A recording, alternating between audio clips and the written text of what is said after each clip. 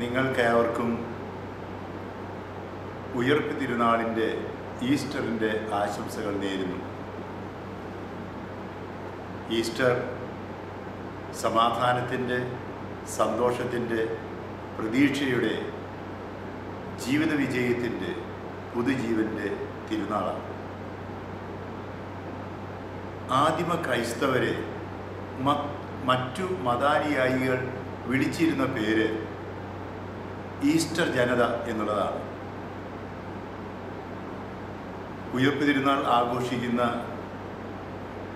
നിങ്ങളോട് എനിക്ക് ആശംസിക്കുവാനുള്ള സന്ദേശവും ഇതുതന്നെയാണ്. ഈ കാലഘട്ടത്തിൽ ഈസ്റ്റർ ജനതയാകുക. ഇപ്പോഴത്തെ മാർപ്പാപ്പ ബെനഡിക്റ്റ് 16 ഈ അടുത്ത കാലത്ത് മനോഹരമായ ഒരു പുസ്തകം എഴുതിയിട്ടുണ്ട്. ആ പുസ്തകത്തിൻ്റെ പേര് ജീസസ് ഓഫ് നാസറത്ത് എന്നാണ്. അതിൽ ഉയർപ്പ് തിരുനാളിനെ കുറിച്ചുള്ള മനോഹരമായ ഒരു അധ്യായമുണ്ട്. മാർപ്പാപ്പ പറയുകയാണ്, ക്രിസ്തുവിൻ്റെ ഉത്ഥാനം ക്രൈസ്തവ ജീവിതത്തിൻ്റെ, ക്രൈസ്തവ വിശ്വാസത്തിൻ്റെ അടിസ്ഥാന പ്രമാണമാണ്. അതുകൊണ്ടാണ് വിശുദ്ധ പൗലോസ് ലീഹ കൊരീന്ത്യക്കാർക്ക് എഴുതിയ 1-ാം ലേഖനത്തിലെ 15-ാമത്തെ അധ്യായത്തിൻ്റെ 14-ാം തിരുവചനത്തിൽ ഇപ്രകാരം പറയുന്നത്, ക്രിസ്തു ഉയർത്തെഴുന്നേറ്റിട്ടില്ലായിരുന്നു എങ്കിൽ നിങ്ങളുടെ വിശ്വാസവും ഞങ്ങളുടെ പ്രസംഗവും വ്യർത്ഥമാകുന്നു എന്ന്. ആദ്യത്തെ ക്രിസ്ത്യാനികളുടെ ഏറ്റവും വലിയ പ്രഖ്യാപനം, പ്രചരണം, കുരിശിൽ തറച്ച് കൊന്ന യേശു 3-ാം ദിവസം ഉയർത്തെഴുന്നേറ്റു എന്നുള്ളതാണ്.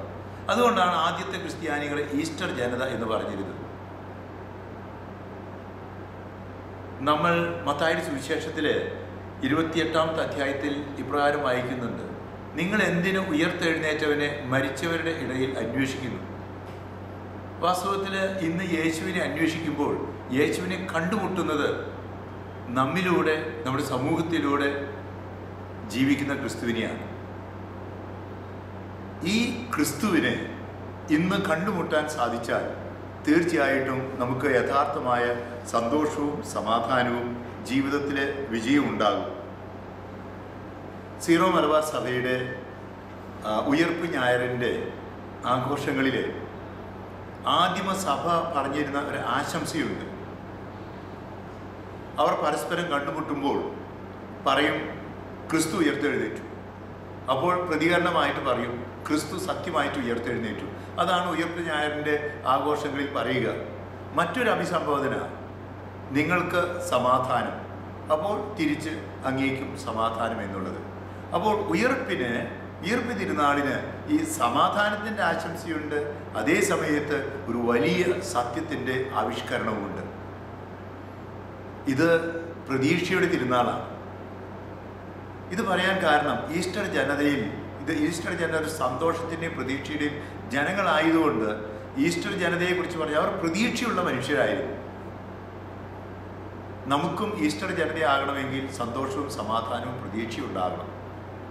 ലൂക്കായുടെ സുവിശേഷത്തിൽ 24-ാമത്തെ അധ്യായത്തിൽ എമ്മാവുസിലേക്ക് പോയ 2 ശിഷ്യന്മാരുടെ സംഭവ കഥയുണ്ട്. യേശു ജെറൂസലമിലേക്ക് പോകുന്ന യാത്രയിൽ 3 പ്രാവശ്യം മുൻകൂട്ടി പ്രവചിച്ച് പറഞ്ഞു, എനിക്ക് ജെറൂസലമിൽ പോകണം, അവിടെ പീഡകൾ സഹിക്കണം, മരിക്കണം, എന്നാൽ 3-ാം ദിവസം ഉയർത്തെഴുന്നേൽക്കും. പക്ഷേ ശിഷ്യന്മാർക്ക് അത് വേണ്ട തരത്തിൽ വിശ്വസിക്കാനായില്ല. ദുഃഖവെള്ളിയാഴ്ച യേശുവിനെ വധിച്ചതിന് ശേഷം, കുരിശിൽ വധിച്ചതിന് ശേഷം അരിമത്തക്കാരൻ യൗസേപ്പ് യേശുവിൻ്റെ ഭൗതിക ശരീരം എടുത്തുകൊണ്ടുപോയി കല്ലറയിൽ സംസ്കരിച്ചപ്പോൾ യഹൂദ നേതാക്കന്മാർ കല്ലറ മുദ്ര വെച്ച് കാവൽക്കാരെയൊക്കെ ഏർപ്പെടുത്തി. പക്ഷേ ഈസ്റ്റർ ഞായറിൻ്റെ അന്ന്, ആഴ്ചയുടെ ആദ്യ ദിവസം രാവിലെ ചില സ്ത്രീകളൊക്കെ വന്ന് പറഞ്ഞു തുടങ്ങി, ക്രിസ്തു ഉയർത്തെഴുന്നേറ്റു, ക്രിസ്തുവിനെ കണ്ടു എന്നൊക്കെ പറയുന്നു. പക്ഷേ ഈ എമ്മാവ് ശിഷ്യന്മാർക്ക് അത് വിശ്വസിക്കാനായില്ല. അവർ അവരുടെ സ്വന്തം പദ്ധതിയുമായിട്ട് എമ്മാവൂസിലേക്ക് പോവുകയാണ്. അവരുടെ കൂട്ടത്തിൽ യേശു നടക്കുകയാണ്. അവർ അവനെ തിരിച്ചറിഞ്ഞില്ല. അവർ പലതും പറഞ്ഞുകൊണ്ട് നടന്നു. അവർ യേശു കൂടെ നടന്നിട്ട് പറഞ്ഞു, നിങ്ങൾ എന്തിനെക്കുറിച്ച് സംസാരിക്കുന്നത്? അവർ പറഞ്ഞു നസ്രായനെ കുറിച്ച്, യേശുവിനെ കുറിച്ച് തന്നെ. നിങ്ങൾ ജെറൂസലമിലായിരുന്നില്ല, ഇതൊന്നും അറിഞ്ഞില്ലേ? അപ്പോൾ യേശുവിന് സംഭവിച്ച കാര്യങ്ങളൊക്കെ പറഞ്ഞു. അപ്പോൾ യേശു അവരോട് പറയുന്നുണ്ട്, അല്ലെങ്കിൽ ഭോഷന്മാരെ, പ്രവാചകന്മാർ പറഞ്ഞത് മനസ്സിലാക്കാൻ കഴിവില്ലാതെ പോയ ഹൃദയം മന്ദീഭവിച്ചവരെ, നിങ്ങൾ എന്തിന് ദുഃഖിക്കുന്നു എന്നൊരു ചോദ്യം. ഈ അമ്മാവ് ശിഷ്യന്മാരെ പോലെ തന്നെയാണ് ഏകദേശം നമ്മളും. നമുക്ക് വേണ്ട തരത്തിൽ സത്യം മനസ്സിലാക്കാനാവില്ല, ദൈവത്തിൻ്റെ പദ്ധതി മനസ്സിലാകുന്നില്ല, നമ്മൾ നമ്മുടേതായ വഴിക്ക് പോവുകയാണ്.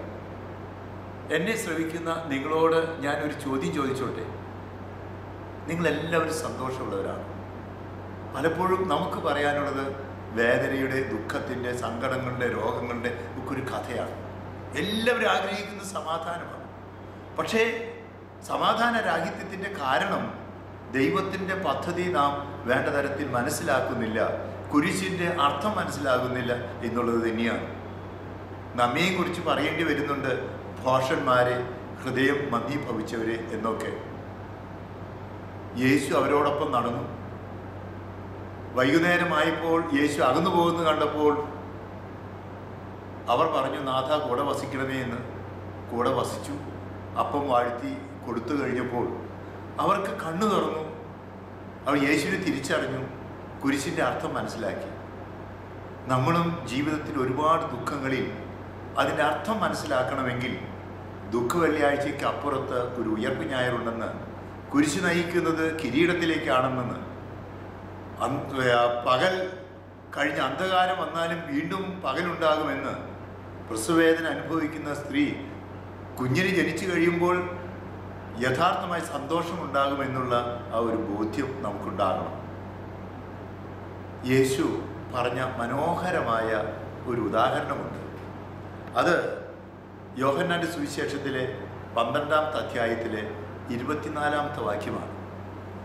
അത് കോതമ്പ് മണിയുടെ ഉദാഹരണമാണ്.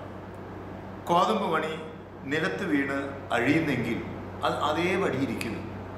അത് അഴിയുന്നെങ്കിലോ ധാരാളം ഫലം പുറപ്പെടുവിക്കുന്നു. നമ്മുടെ ജീവിതം അതുപോലെ തന്നെയാണ്.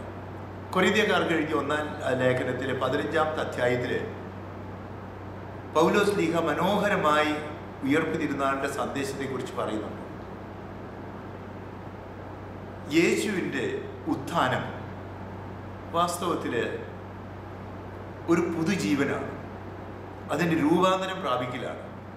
നേരത്തെ ഞാൻ സൂചിപ്പിച്ച ബെനഡിക്റ്റ് മാർപ്പാപ്പയുടെ ജീസസ് ഓഫ് നാസറത്ത് എന്ന പറഞ്ഞ പുസ്തകത്തിൽ പറയുകയാണ്, യേശുവിൻ്റെ ഉത്ഥാനം ലാസറിൻ്റെ ഉയർപ്പ് മാതിരി അല്ല. യേശു 3 പ്രാവശ്യം പീഡാനുഭവത്തെക്കുറിച്ച് മുൻകൂട്ടി പ്രവചിച്ചു. 3 പേരെ ഉയർപ്പിച്ചു. ഒന്ന്, നായിം വിധവയുടെ മകനെ ഉയർപ്പിക്കുകയുണ്ടായി. യായിർസിൻ്റെ പുത്രിയെ മരണത്തിൽ നിന്ന് ഉയർപ്പിക്കുകയുണ്ടായി. ലാസറിനെ ഉയർപ്പിക്കുകയുണ്ടായി. ബെനഡിക്റ്റ് മാർപ്പാപ്പ പറയുന്നു, ഒരു ക്ലിനിക്കലി ഡെഡ് ആയിട്ടുള്ള, ശരീരശാസ്ത്രപരമായി മരിച്ച ഒരു മൃതദേഹത്തിലേക്ക് ആ ജീവനെ വീണ്ടും കൊണ്ടുവരലാണ് യേശു ഈ ലാസറിൻ്റെ ഉത്ഥാനത്തിൽ, ഉയർപ്പിൽ നടന്നത്. എന്നാൽ യേശുവിൻ്റെ ഉയർപ്പിൽ അതല്ല. യേശു മനുഷ്യനായി ജീവിച്ച് മരിച്ച് പാതാളത്തിൽ അല്ലെങ്കിൽ കല്ലറയിൽ അടയ്ക്കപ്പെട്ട ആ യേശു തൻ്റെ ശരീരത്തിന് രൂപാന്തരം പ്രാപിച്ച് ഉയർത്തെഴുന്നേൽക്കുകയാണ്. അതുകൊണ്ടാണ് പൗലോസ് ലീഗ നശ്വരമായ ശരീരത്തെ, അനശ്വരമായ ശരീരത്തെക്കുറിച്ച്, മർത്യ ശരീരത്തെ, അമർത്യ ശരീരത്തെക്കുറിച്ചൊക്കെ പറയുന്നത്. ആ യേശുവിൻ്റെ ശരീരത്തിന് നമ്മെപ്പോലെയുള്ള അവസ്ഥയുണ്ട്. ശിഷ്യന്മാരെ കണ്ടപ്പോൾ നിങ്ങൾ ഭക്ഷിക്കാൻ കൊണ്ടുവരിക, തോമസ് ലീഹായുടെ എൻ്റെ വിലാപ്പുറം കാണുക, എൻ്റെ കൈകാലുകൾ കാണുക. അപ്പോൾ യേശുവിൻ്റെ അതേ ശരീരം തന്നെ ശിഷ്യന്മാർക്ക് കാണിച്ചു കൊടുക്കുന്നുണ്ട്. അതേ സമയത്ത് വാതിലുകളെല്ലാം അടച്ചിരിക്കെ യേശു അവരുടെ മുന്നിൽ പ്രത്യക്ഷപ്പെടുകയുണ്ട്. അപ്പോൾ ഈ ശരീരത്തിന് ഒരു രൂപഭാവം, രൂപാന്തരം പ്രാപിക്കുന്നുണ്ട്. യേശു ഉത്ഥാനം ചെയ്തു. ഇതുപോലെ തന്നെ ഈ ഉത്ഥാനം നമ്മുടെയും ഉത്ഥാനത്തിൻ്റെ തന്നെ പ്രതീകമാണ്. 11-ാമത്തെ അധ്യായത്തിൽ യോഹന്നാന്റെ സുവിശേഷത്തിൽ ലാസറിന്റെ ഉയർപ്പിന് ശേഷം മർത്തായുടെ ചോദ്യത്തിന് ഉത്തരമായിട്ട് യേശു പറയുന്നുണ്ട്, ഞാനാകുന്നു ജീവനും പുനരുത്ഥാനവും. കോതമ്പ് മണി നിലത്ത് വീണ് ഇരിക്കുമ്പോൾ അതൊരു കോതമ്പ് ചെടി തന്നെയാണ്. പക്ഷേ ഇതാ ഒരു പുതുനാമ്പ് എടുക്കുന്നു, അത് ഫലം പുറപ്പെടുവിക്കുന്നു, ജീവനുണ്ടാകുന്നു. ഇതുപോലെ നമുക്ക് ഉത്ഥാനം ഉണ്ടാകണം, ഒരു പുതിയ ജീവൻ, ഒരു പുതിയ അവസ്ഥ. ഇതാണ് മരണത്തിന് ശേഷം ഉണ്ടാകുന്നത്. നമുക്ക് മറിച്ചൊന്ന് ചിന്തിക്കാം. യേശു ഉത്ഥാനം ചെയ്തിരുന്നില്ലെങ്കിൽ എന്താണ് സ്ഥിതി? ദ വേൾഡ് ഇൻ ഡാർക്ക്നെസ് എന്ന പേരിൽ ഒരു സിനിമയെക്കുറിച്ച് 1950കളിൽ പ്രതിപാദനമുണ്ടായി. ആ സിനിമയുടെ ഇതിവൃത്തം ഇതാണ്: ഒരു ശാസ്ത്രജ്ഞൻ ജെറൂസലമിൽ പോയി അവിടുത്തെ കല്ലറകളൊക്കെ പരിശോധിച്ചു. അന്ന് അറിയപ്പെട്ടിരുന്ന ഏറ്റവും വലിയ ശാസ്ത്രജ്ഞനാണ് അദ്ദേഹം. അദ്ദേഹം അവസാനം കണ്ടുപിടിച്ചിട്ട് പറയുകയാണ്, ഇതാ ഞാൻ ഒരു കല്ലറ കണ്ടെത്തിയിരിക്കുന്നു. സുവിശേഷങ്ങളിൽ പറയുന്നത് കല്ലറ ശൂന്യമായിരിക്കുന്നു എന്നുള്ളതാണ്. എന്നാൽ ഇതാ ചരിത്രത്തിൽ തെറ്റുപറ്റി, സുവിശേഷങ്ങൾക്ക് തെറ്റുപറ്റി, ഞാൻ കല്ലറ കണ്ടെത്തിയിരിക്കുന്നു. അത് 2000 കൊല്ലം മുമ്പ് ജീവിച്ചിരുന്ന ഒരു യഹൂദൻ്റേതാണ്. അതിൻ്റെ എല്ലാ ശാസ്ത്രീയമായ തെളിവുകളും വെച്ച് നോക്കുമ്പോൾ അത് ജീസസ് ഓഫ് നാസറത്ത് അദ്ദേഹം തന്നെയാണ്, യേശുവിൻ്റേതാണ്. അതുകൊണ്ട് യേശു ഉയർത്തെഴുന്നേറ്റിട്ടില്ല, ഇത് മൃതദേഹം ഞങ്ങൾ ശരിക്കും ഭൗതിക അവശിഷ്ടം കണ്ടെത്തിയിരിക്കുന്നു. ഇപ്പോൾ സഭ പറയുന്നത്, ക്രിസ്ത്യാനികൾ പറയുന്നതൊക്കെ തെറ്റാണ്. ശാസ്ത്രജ്ഞന്മാരെല്ലാവരും ഒരുമിച്ച് കൂടി ഇദ്ദേഹത്തെ ഇത്രയും വലിയൊരു ശാസ്ത്രജ്ഞൻ പറഞ്ഞു കഴിഞ്ഞപ്പോൾ അത് ശരിയാണെന്ന് വിശ്വസിച്ചു. യേശു ഉയർത്തെഴുന്നേറ്റിട്ടില്ല. ഉടനെ അച്ഛന്മാർ പറയുകയാണ്, ഞങ്ങൾ കല്യാണം കഴിക്കാതെ ഇപ്പോൾ ജീവിതം മുഴുവൻ മറ്റുള്ളവർക്ക് വേണ്ടി ജീവിക്കുന്നത് തന്നെ ക്രിസ്തു ഉയർത്തെഴുന്നേറ്റു, ഈ ക്രിസ്തുവിന് വേണ്ടിയാണ്. ക്രിസ്തു നമ്മെ സ്വർഗത്തിലേക്ക് കൊണ്ടുപോകുന്നു, ആ ക്രിസ്തുവിന് വേണ്ടിയാണ് ജീവിക്കുന്നത്. പക്ഷെ ക്രിസ്തു ഉയർത്തെഴുന്നേറ്റിട്ടില്ലെങ്കിൽ പിന്നെ എന്തിനാ? ഞങ്ങൾ പറഞ്ഞൊക്കെ വ്യർത്ഥമാണ്, ഞങ്ങളുടെ പ്രസംഗം മുഴുവൻ വ്യർത്ഥമാണ്, ഇനി ഞങ്ങൾ ഈ പണി ഉപേക്ഷിക്കുകയാണ്. സന്യാസ ഭവനങ്ങളിൽ താപസി ചെയ്തിരുന്നവർ പറഞ്ഞു, ഞങ്ങളിങ്ങനെയൊക്കെ ജീവിക്കുന്നത് ഈ യേശുവിൻ്റെ പേരില്ല, പിന്നെ എന്തിനാ? നേഴ്സുമാർ ആയിട്ട് ജീവിച്ചിരുന്ന സിസ്റ്റേഴ്സ് ഉടനെ തന്നെ പറയുകയാണ്, ഞങ്ങൾ ഈ പാവപ്പെട്ടവരെ സഹായിക്കാൻ ഈ രോഗികൾ, എയ്ഡ്സ് രോഗികളൊക്കെ ശുശ്രൂഷിക്കുന്നത് യേശുവിൻ്റെ പേരില്ല. യേശു ഉയർത്തെഴുന്നേറ്റിട്ടില്ലെങ്കിൽ പിന്നെ എന്തിനാ? 6 അടി മണ്ണോട് കൂടി എല്ലാം തീർന്നു, മരണത്തോടു കൂടി എല്ലാം അവസാനിച്ചു. അവരൊക്കെ ഓരോരുത്തരായിട്ട് പോവുകയാണ്. ഉടനെ തന്നെ ലോകത്തിൻ്റെ വിവിധ ഭാഗങ്ങളിൽ ആത്മഹത്യകൾ ഇഷ്ടംപോലെ വർദ്ധിച്ചു. കാരണം ഇത് മനുഷ്യൻ്റെ ജീവിതം 6 അടി മണ്ണോട് കൂടി എല്ലാം തീർന്നു. സഹനം വരുന്നത് എന്തിനാ സഹിക്കുന്നത്? അപ്പോൾ ഒരുപാട് പേരെ പെട്ടെന്ന് ദയാവധം, ഈ ഉപകാരമില്ലാത്ത പ്രായമായിട്ടുള്ളവരെ എന്തിനവിടെ ഭൂമിയിൽ ചെയ്യുന്നത്? അവരൊക്കെ കൊന്നുകളാണ്. മനുഷ്യർ ഒരു ഉപകാരമില്ല, വെറുതെ സഹിക്കുന്നു. അപ്പോൾ ദയാവധമായി. ആത്മഹത്യകൾ ഇഷ്ടംപോലെ പെരുകി. മക്കൾ വളർത്തുക ബുദ്ധിമുട്ടാണ്. ഉടനെ തന്നെ ഭ്രൂണഹത്യകളൊക്കെ വളർന്നു. കുറച്ച് കൊല്ലം കഴിഞ്ഞപ്പോൾ ലോകത്തിലെ എല്ലാ മൂല്യങ്ങളും തകരുകയാണ്. ഈ മനുഷ്യൻ്റെ അവസാന കാലഘട്ടമായപ്പോൾ വീണ്ടും അദ്ദേഹം വിളിച്ചു പറയുകയാണ് ശാസ്ത്ര ലോകത്തോട്, എനിക്ക് തെറ്റുപറ്റി, യേശു ഉയർത്തെഴുന്നേറ്റിട്ടില്ല എന്നുള്ള ഈ ഗവേഷണത്തിൻ്റെ പ്രബന്ധം അവതരിപ്പിച്ച് കുറച്ച് നാളുകൾ കഴിഞ്ഞപ്പോൾ ദ വേൾഡ് ഇൻ ഡാർക്ക്നെസ്, ഞാൻ തെറ്റായൊരു ശാസ്ത്രമാണ് പഠിപ്പിച്ചത്, യേശുവിൻ്റെ കല്ലറ എന്ന് പറയുന്നത് ഞാൻ കൽപ്പിച്ചു കൂട്ടി ഉണ്ടാക്കിയതാണ്, യേശു സത്യമായിട്ടും ഉയർത്തെഴുന്നേറ്റു. അതുകൊണ്ടാണ് ഫുൾട്ടൻ ജേഷി യേശുവിൻ്റെ കല്ലറയെക്കുറിച്ച് പറയുന്നത് greatest wound of the earth. ഭൗതിക ലോകത്തിന് മനസ്സിലാക്കാൻ പറ്റാത്ത ഏറ്റവും വലിയ മുറിവാണ്. പക്ഷെ ആ മുറിവ് ലോകത്തിൻ്റെ ജീവന് വേണ്ടിയുള്ള വളർച്ചയുടെ പുതുനാമ്പായി. ഈ യേശുവിൻ്റെ ഉത്ഥാനമാണ് മനുഷ്യൻ്റെ ഏറ്റവും വലിയ പ്രതീക്ഷ. ഈ യേശു മരിച്ചത് എന്തിനാണെന്നറിയാമോ? വീണ്ടും ജീവിക്കാനാണ്. ഉയർത്തെഴുന്നേറ്റ് യേശു ഇന്നും നമ്മോടൊപ്പം ജീവിക്കുകയാണ്. ഈസ്റ്റർ ജനതയാകുന്നത് ആ ജനതയോട് കൂടി യേശു ഉണ്ടെന്നുള്ള ബോധ്യമാണ്. അതുകൊണ്ടാണ് ആദ്യത്തെ ക്രിസ്ത്യാനികൾക്ക് വളരെ ധൈര്യമായിരുന്നു. അവർ യേശുവിനെ കണ്ടു. തോമസ് ലീഹായ്ക്ക് ഭാരതത്തിലേക്ക് വരാൻ തോന്നിയത് എന്താ?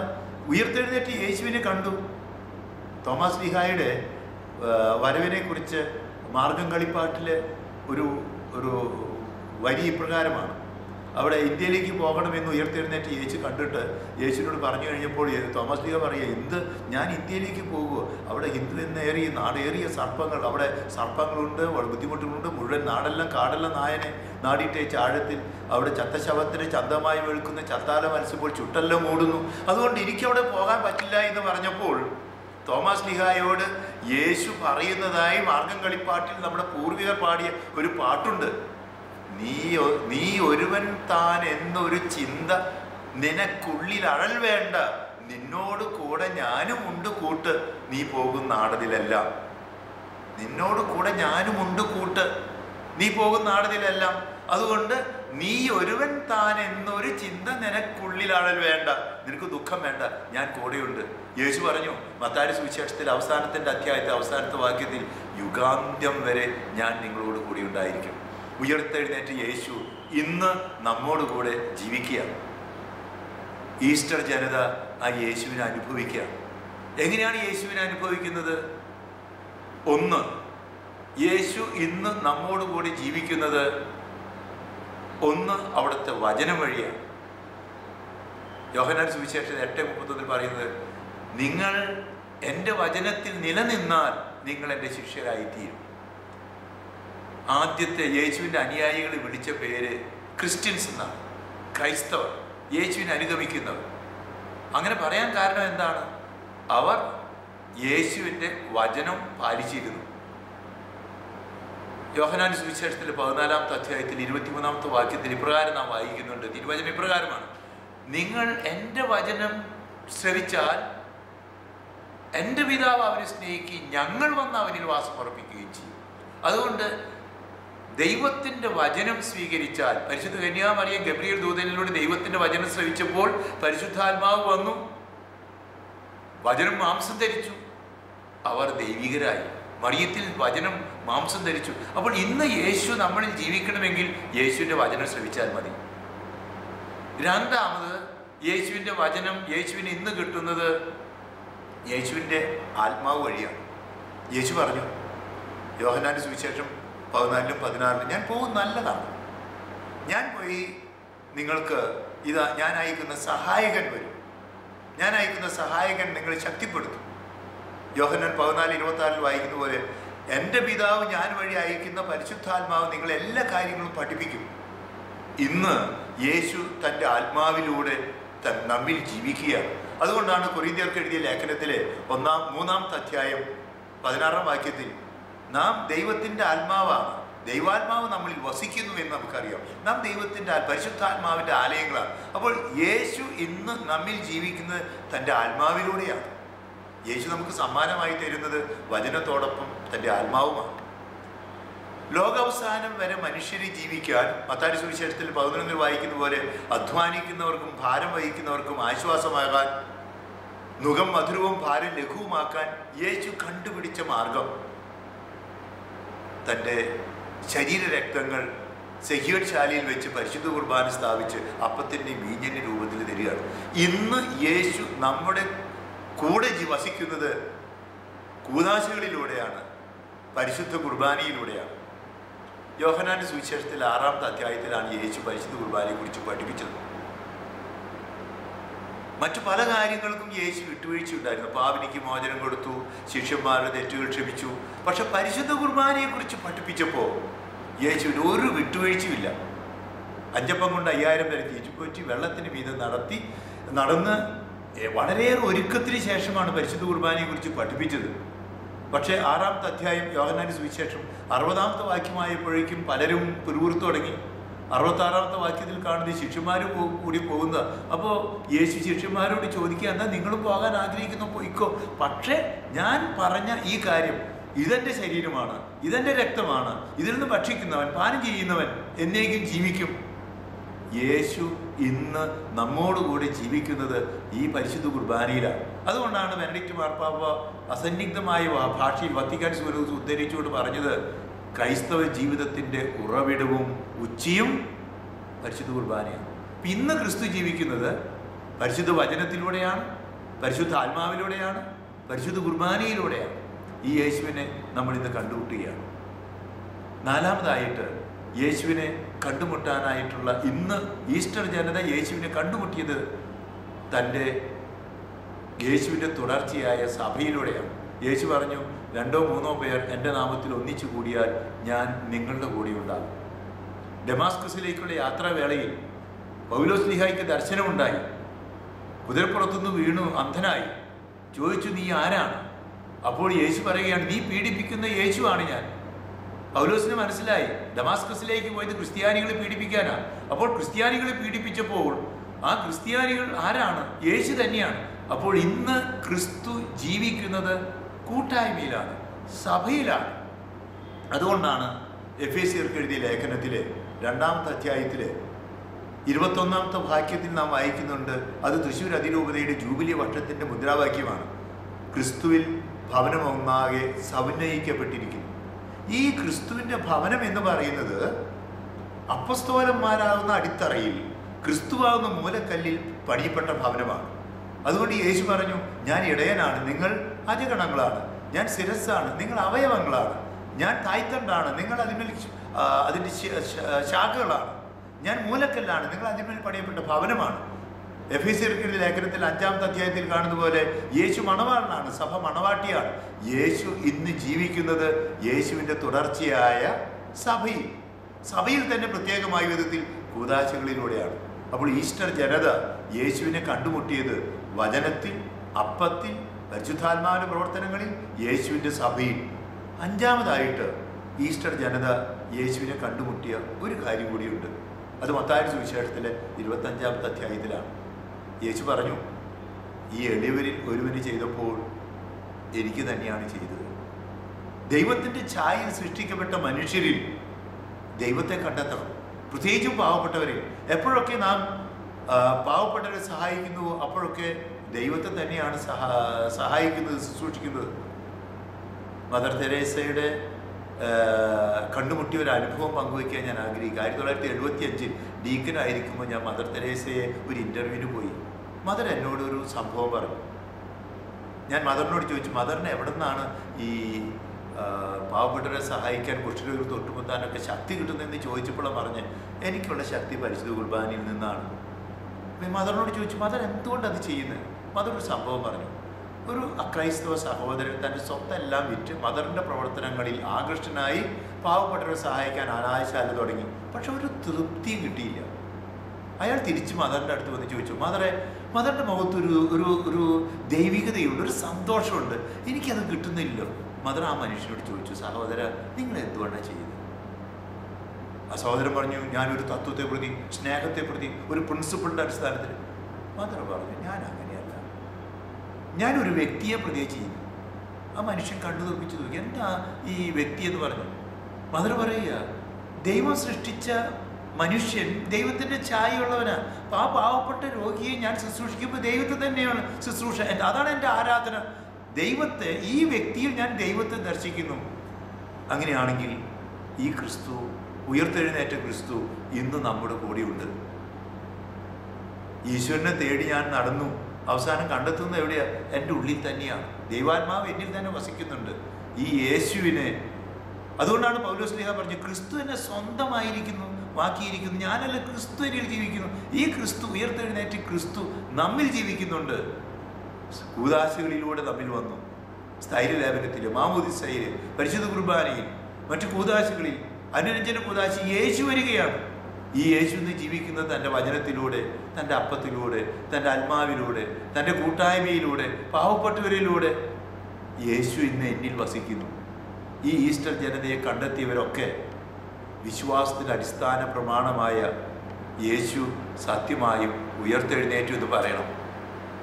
അങ്ങനെ വരുമ്പോൾ നമ്മൾ ഈസ്റ്റർ തിരി കത്തിക്കാറുണ്ട്. എന്താണ്? പുതുജീവൻ, ലോകത്തിൻ്റെ പ്രകാശമായ യേശുവിൻ്റെ പ്രകാശം പരത്തുക. പള്ളികളിൽ എടനയില വിതറാറുണ്ട്. ഇല പുതുജീവനെ സൂചിപ്പിക്കുന്നതാണ്. ഈസ്റ്റർ മുട്ട കൊടുക്കാറുണ്ട്. മുട്ടയുടെ ഉള്ളിൽ കുഞ്ഞുണ്ട്, അത് വിരിഞ്ഞു കോഴിക്കുഞ്ഞ് വരുന്ന പോലെ ഇതൊരു പുതുജീവൻ വരുന്നു. ഈസ്റ്ററിൻ്റെ അവസരം നമുക്കൊരു ഉത്ഥാനത്തിൻ്റെതാണ്, ഒരു പുതുജീവൻ.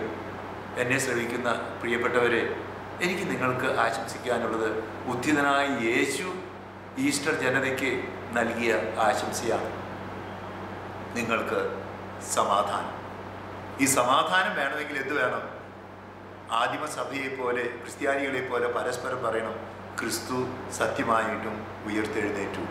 നമ്മുടെ ജീവിതത്തിൻ്റെ ലക്ഷ്യം 6 അടി മണ്ണോടുകൂടി തീരാനുള്ളതല്ല. കല്ലറ ശൂന്യമാകണം. നാം ഉയർത്തെഴുന്നേൽക്കണം. സ്വർഗത്തെ മുന്നിൽ കണ്ടുകൊണ്ട് ജീവിക്കണം. നമുക്കെല്ലാവർക്കും ജീവിത ലക്ഷ്യം നൽകുന്നു. ഞാൻ പോകുന്നതല്ലതാണ്. യോഹന്നാൻ 14-ാമത്തെ അധ്യായത്തിൽ പറയുന്നു, ഞാൻ പോയി സ്ഥലമൊരുക്കി കഴിയുമ്പോൾ ഞാൻ നിങ്ങളെ കൂട്ടിക്കൊണ്ടുപോകാൻ വീണ്ടും വരും. ഞാൻ ആയിരിക്കുന്നിടത്ത് നിങ്ങളുമായിരിക്കും. ഞാൻ വഴിയും സത്യവും ജീവനുമാണ്. പിതാവിൻ്റെ ഭവനത്തിൽ എത്തേണ്ടവരാണ്. അതുകൊണ്ട് പ്രിയപ്പെട്ടവരെ, നമ്മുടെ എല്ലാവരുടെയും ജീവിതത്തിന് ലക്ഷ്യം കാണിച്ചു തരുന്ന, പിതാവിൻ്റെ ഭവനത്തിൽ എത്തേണ്ടവരാണ് എന്നുള്ള ലക്ഷ്യത്തിൽ ജീവിക്കാൻ സമാധാനം നൽകുന്ന ഒരു തീയതിയാണ് ഈസ്റ്റർ. നിങ്ങൾക്ക് ഏവർക്കും ഈ ഈസ്റ്ററിൻ്റെ സന്തോഷം, സമാധാനം, പ്രത്യാശ ഞാൻ നേരുന്നു. നമുക്ക് ഈസ്റ്റർ ജനതയാകാം, നമുക്ക് പുതിയ മനുഷ്യരാകാം. ദുഃഖവെള്ളിയാഴ്ചകൾ കടന്നുപോകും. നമുക്കിതാ പുതിയ ഈസ്റ്റർ വരുന്നു. പ്രത്യാശയുള്ള ജനതയായി തീരാൻ ദൈവം നിങ്ങളെ എല്ലാവരെയും അനുഗ്രഹിക്കട്ടെ. നിങ്ങൾക്ക് ഏവർക്കും ഹാപ്പി ഈസ്റ്റർ. ദൈവം അനുഗ്രഹിക്കട്ടെ.